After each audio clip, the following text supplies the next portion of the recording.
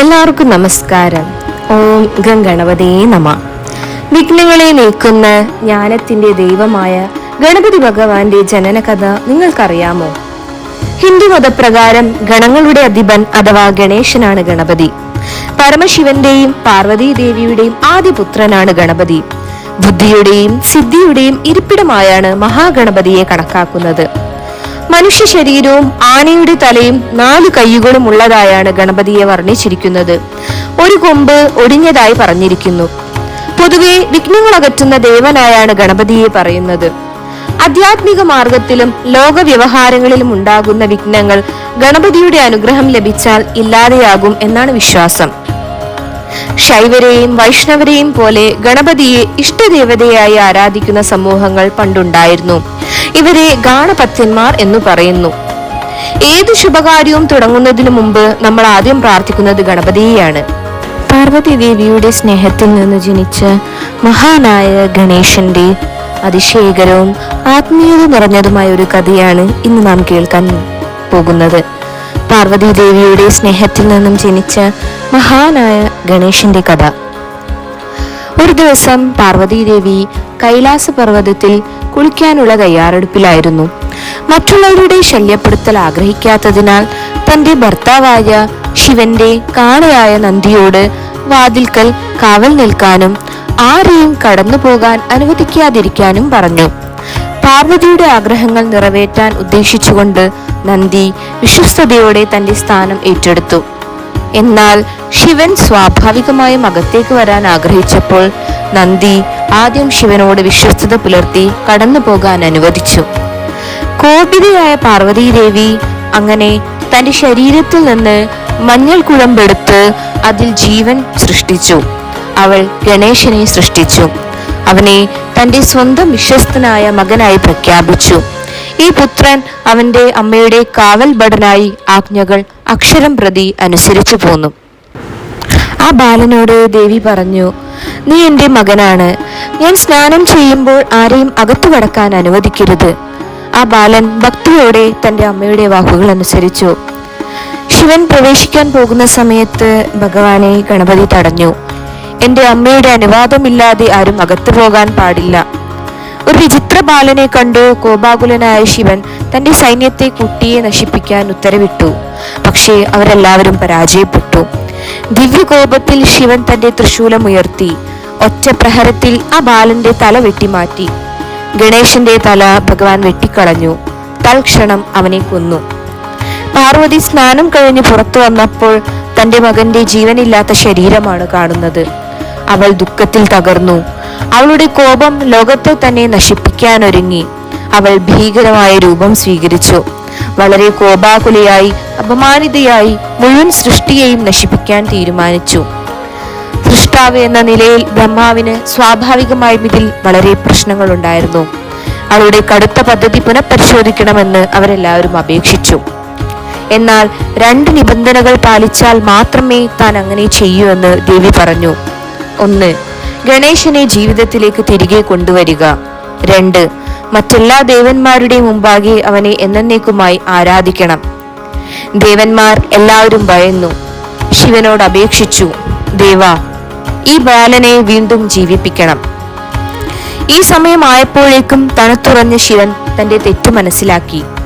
പാർവതിയുടെ നിബന്ധനകൾ സമ്മതിച്ചു. വടക്കോട്ട് തലവെച്ച് കിടക്കുന്ന ആദിത്യ ജീവിയുടെ തല തിരികെ കൊണ്ടുവരാൻ കൽപ്പിച്ച് ബ്രഹ്മാവിനെ അയച്ചു. ബ്രഹ്മാവ് ഉടൻ തന്നെ ശക്തനായ ഒരു ആനയുടെ തലയുമായി മടങ്ങി. ശിവൻ ഗണേശന്റെ ശരീരത്തിൽ വെച്ചു. അവനിൽ പുതിയ ജീവൻ പകർന്നുകൊണ്ട് ഗണപതി തന്റെ സ്വന്തം മകനാണെന്ന് പ്രഖ്യാപിക്കുകയും ദേവന്മാരിൽ ഒന്നാമൻ എന്ന പദവി നൽകുകയും എല്ലാ ഗണങ്ങളുടെയും നേതാവായി ഗണപതിയെ പ്രഖ്യാപിക്കുകയും ചെയ്തു. എല്ലാ ശുഭകാര്യങ്ങളിലും ആദ്യം നിന്നെയാണ് പൂജിക്കുക എന്ന് പ്രഖ്യാപിച്ചു. അതുകൊണ്ടാണ് ഇന്ന് പോലും ഓരോ ചടങ്ങും തുടങ്ങുമ്പോൾ ഓം ശ്രീ ഗണേശായ നമ എന്ന് നാം പ്രാർത്ഥിക്കുന്നത്. ഗണപതി വിഘ്നങ്ങളെ നീക്കുന്നവൻ, ബുദ്ധിയുടെ ദേവൻ, വിജയത്തിന്റെ ദാതാവ്. ഒറ്റക്കൊമ്പനായതുമായി ബന്ധപ്പെട്ട് പൊതുവെ 2 കഥകളാണുള്ളത്.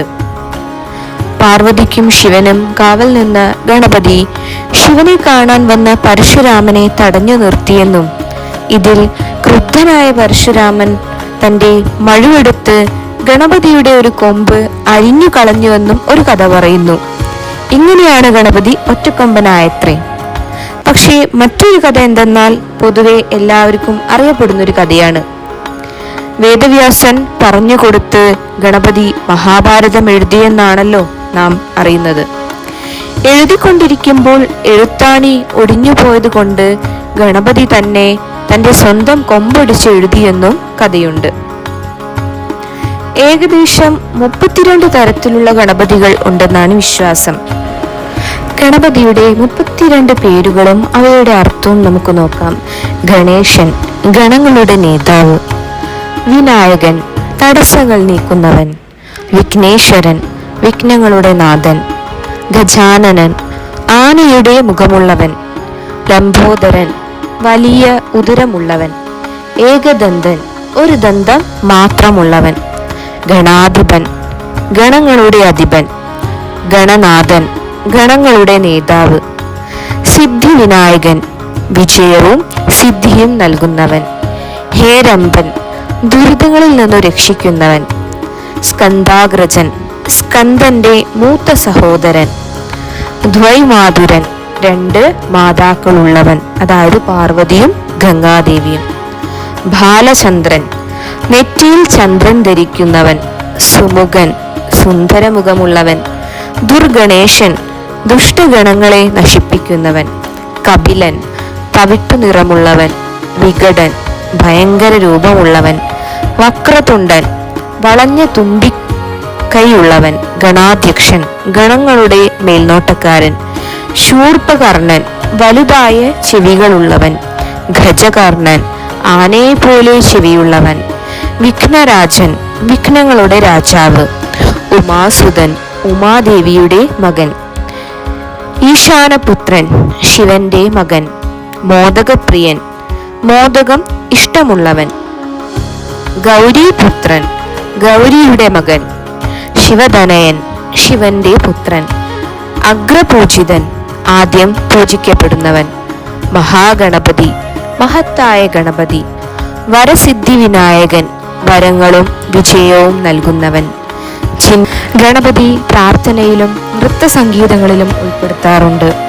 ഓം ശ്രീ ഗണേശായ നമ, ഓം ഗണപതിയെ നമ എന്നിവയൊക്കെ പ്രശസ്തമായ മന്ത്രങ്ങളാണ്. ഗണപതിയുടെ വാഹനം ഒരു ചെറിയ എലിയാണ്. അത് സൂചിപ്പിക്കുന്നത് എന്തിനാണെന്ന് നിങ്ങൾക്കറിയാമോ?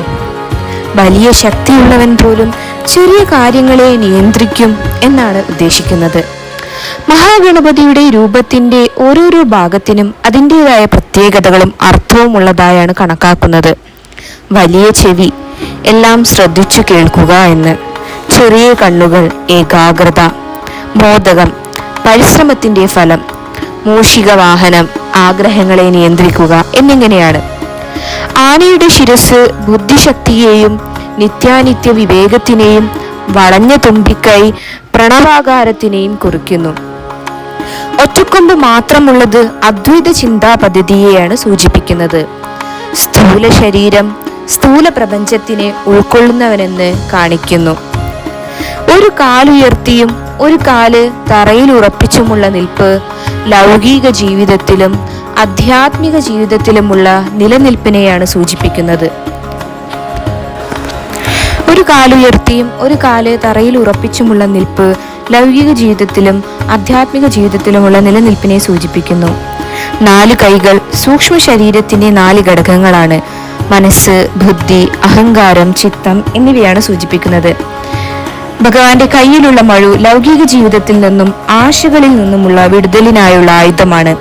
മനസ്സിന്റെ തലത്തിലാണ് ആശകൾ ഉടലെടുക്കുന്നത്. ചാട്ട ബുദ്ധിയുടെ ആയുധമാണ്. ശക്തിയായ വീശലിൽ അത് വിഘ്നങ്ങളെ ഇല്ലാതെയാക്കി ബുദ്ധിയുടെ നേരായ ഒഴുക്കിനെ സഹായിക്കുന്നു. ഗണപതിയുടെ രൂപം ഓംകാരമായാണ് കണക്കാക്കുന്നത്. ഓംകാരത്തിന്റെ രൂപമായും ദേവതയായുമാണ് ഗണപതിയെ കണക്കാക്കുന്നത്. കുണ്ടലിനി യോഗപ്രകാരം മൂലാധാര ചക്രത്തിലാണ് ഗണപതിയുടെ സ്ഥാനം. ഗാനഭക്തന്മാർക്ക് ഗണപതി പൂർണ്ണ പരബ്രഹ്മ രൂപമാണ്. ഗണപതി ഉപനിഷത്ത് എന്ന ഒരു ഉപനിഷത്തും നിലവിലുണ്ട്. ഭാരതത്തിലും പുറത്തും മഹാഗണപതിയുടെ പ്രചാരം വളരെ വലുതാണ്. ഹൈന്ദവ ദർശനങ്ങളിലും ബുദ്ധ ജൈനമത ദർശനങ്ങളിലും മഹാഗണപതി രൂപം നിലവിലുണ്ട്. ഗണേശൻ, വിനായകൻ, ബാലാജി, വിഘ്നേശ്വരൻ എന്നീ പേരുകളിലും ഗണപതി അറിയപ്പെടുന്നു. ശുഭകാര്യങ്ങളുടെ ഈശ്വരനായാണ് ഗണപതി അറിയപ്പെടുന്നത്. ഗണപതി ഭഗവാന്റെ പ്രാർത്ഥനാ ശ്ലോകങ്ങളിൽ ഏറ്റവും പ്രസിദ്ധം ഏകദന്തം മഹാകായം തപ്തകാഞ്ചന സന്നിഭം. ഹിന്ദു മതാചാര പ്രകാരം ഏതൊരു സൽക്കർമ്മം തുടങ്ങുന്നതിനു മുൻപും ആദ്യം ഗണപതിയെയാണ് സ്മരിക്കാറുള്ളത്. വിഘ്ന നിവാരണം, ഗൃഹപ്രവേശം, കച്ചവടാരംഭം, ദോഷപരിഹാരം എന്നിവയ്ക്കെല്ലാം ഗണപതി ഹോമം മുഖ്യ ഇനമായി നടത്തിവരുന്നു. പ്രിയപ്പെട്ടവരെ, വിഘ്നങ്ങളെ നീക്കി വിജയം നൽകുന്ന ദൈവമാണ് ഗണപതി. ഓം ഗം ഗണപതിയേ നമഃ. ഈ വീഡിയോ നിങ്ങൾക്ക് ഇഷ്ടമായാൽ ലൈക്ക് ചെയ്യൂ, സബ്സ്ക്രൈബ് ചെയ്യൂ, നിങ്ങളുടെ അഭിപ്രായങ്ങൾ കമന്റിൽ പറയൂ. നന്ദി.